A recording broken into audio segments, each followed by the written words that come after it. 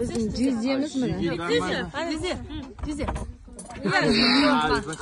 Жегенде арманда, жемегенде арманда. Көре алмағандар ішіп жейсін. Құрбақаның аяғы вообще күшті екен.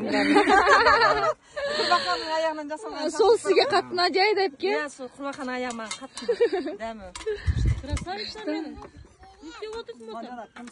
Жезде қалай барайына сізге? Сауада күшті екен. Күшті ма? Ана таудан түсіп келгеннен кейін вообще күшті отқан шығар. Мынандай жерде отырып бар ғой. Бірінші рет шығар, иә? Мынандай жерде отырып. Таудан кейін түскеннен кейін жеген енді достойын жей алады екенсің да. Сенің қатының оқытайды. Жаңа өшім айтқанда ұялмай жей дегенсің да. Иә. Ас болсын сіздерге.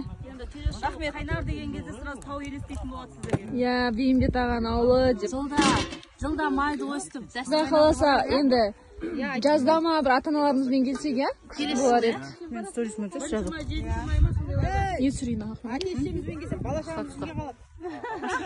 Уля, бала-шағаңмен?